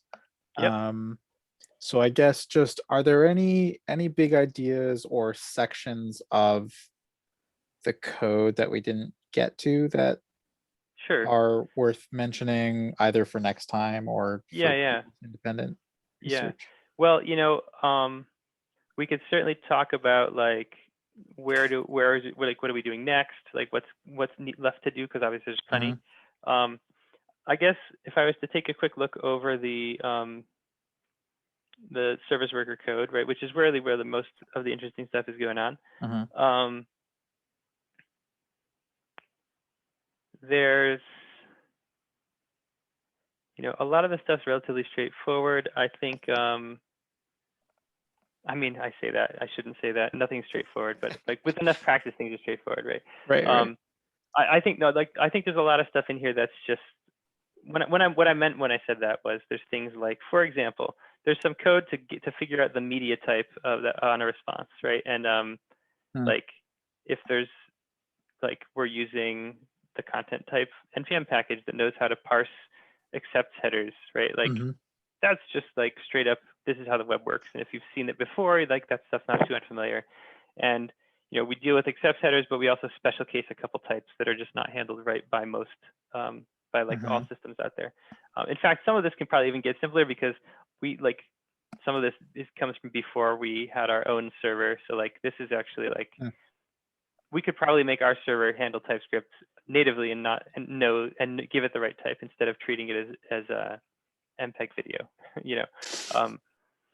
and then stuff like this remap plugin. This is actually a Bevel plugin for just applying an import map to like imports, right? Pretty straightforward if you've seen a Bevel plugin. If you haven't, but they're like a whole new area to learn about. I do think that like if you're gonna like get curious about how it works inside, the core areas really are the manifest caching stuff we talked about, and the dependency trackers, which are all in here with it. Like this is the core primitive, I think, of the architecture right now that is like unique about this code. And it's not a giant amount of code. I think it's so like the 400 lines of TypeScript maybe that are in this file are probably like a good place to poke at if you're curious about the code. Particularly, what I'd like to do anytime I'm trying to get a handle on some kind of code like this is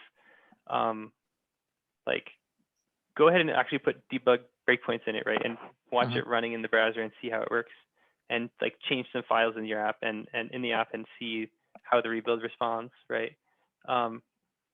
So, and some of it has, you can see there's like a pretty good mix of documentation in some of the areas where it's otherwise completely magical, right? Like trying to explain. So stuff like, these dependency trackers kind of form a hierarchy, like they can have a parent dependency tracker that things can nest, right?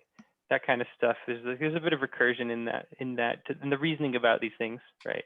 So you gotta, it makes it interesting. It's like an interesting area to poke at, I guess I'd say. This is basically there's an underlying object which is the manifest cache, and then most of the time though, when you're writing like transforms and stuff, you're not dealing directly with the manifest cache. You're getting one of the dependency trackers that it gave you. And like these are the things that kind of form a hierarchy, and you're like doing a specific bounded set of work that gets tracked under a dependency tracker. Whereas the manifest cache is like the parent that kind of manages that stuff. Some of the methods on the parent, like I guess when I look at the naming of these now, I realize the naming really favors the manifest cache, even though you're usually not actually touching it directly. Like request cached and work cached are kind of like nice names that make sense. But then you tend to use them through the dependency trackers where it gets wordy, right? Depend on and work cached is like, and actually like the reason these are all named on is because like the dependency trackers tend to get named depend. Yeah. So it's like depend on and work cached. Maybe it's a little too clever. Maybe we can come up with better names. Yeah, we looked at this file first. And I was like, those names are weird. And then I saw it later. Yeah, in context, right? It becomes a nice kind of like an acceptable DSL. But here it's very weird, right? Yeah. So that's an interesting area. I would say like the things to expect to see like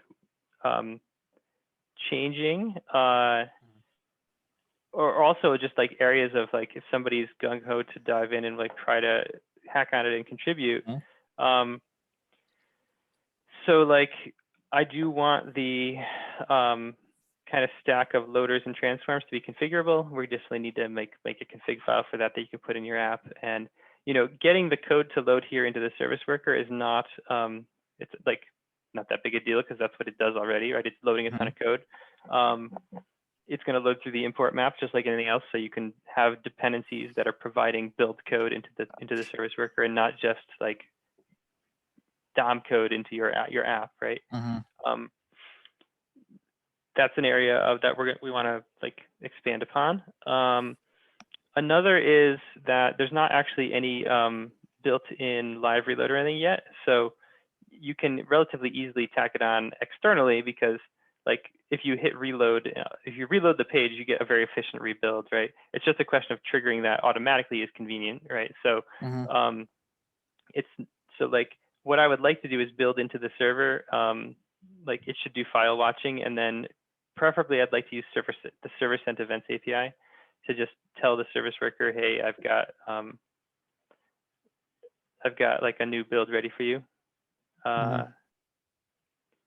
Server sent events. It's called SSE, but what do you call it on here? Yeah, okay, event source, like this stuff, the event source API. Like a very nice, it's a very nice little small API for pushing events from the server that we could implement in the Mo web server and then use from the browser for the live reload bits. And that, of course, like can also grow into complete hot reload as well, like a protocol for that for modules that want to support it. That's a nice to have. I think when you've got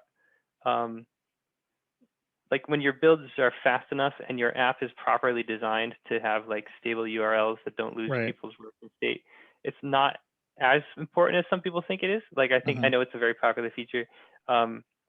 We can certainly do it just as good as any. Like it'll be very easy to tack on if you want when you want to, and we should do that too. I'm actually kind of like the correctness you get out of live reloading the whole page and just getting it really fast, because there's a bunch of like edge cases that bite you with hot reload. I think that like hot reloading of stuff that's perfectly declarative, like CSS and Glimmer templates, is like that's good, because like there's literally no, those systems are designed to have no state, so you can't mess it up. Whereas like arbitrary JavaScript is a little more dicey to live reload, but we could totally support it. Anyway, but like for both for live reload or for like refresh the whole page, getting those messages out is an area I would like to extend. So if somebody wants to hack on the Rust side, that would be the feature I'd love to see. Cool. You know, there are crates out there for watching the file system, and I haven't looked yet at the Actix Web support for SSE. I know that I looked at the Rocket support, and there's like very sketchy examples of how to do it, but nothing like packaged up for you. So yeah, those are areas of like where we were looking to kind of push it forward next. And I mean, there's lots of other things too that are fairly core in terms of, you know, even this app that we are building as a demo. There's like features of the V2 formatted add-ons we depend on that are not like fully implemented here yet, and so we're just kind of glossing over those, right? Like it's not going to support everything that these, like if you started to try to run it on an arbitrary app, you'd rapidly find the gaps, right, that are not ported into here yet. So there's just like some straight up stuff to do to continue porting things out of the core Embroider build into here to make sure they could work in a service worker. So yeah. Cool. Yeah, well, that's great. That was some very good, very good digging in. Yeah, hopefully we'll melt some brains. Yeah. There's a lot there. It's good. Let's see. Yeah, we're recording this kind of late, so I'm a little tired at this point. So I can't remember if there's anything that'd be good for a sign off. But no, that's fine. That's fine. Likewise. Yeah. But yeah, I hope everyone, you know, however many people watch this, it's a bit of a niche content, but hopefully it'll be useful for someone. So definitely. I guess I'll end the recording. Cool. Yeah.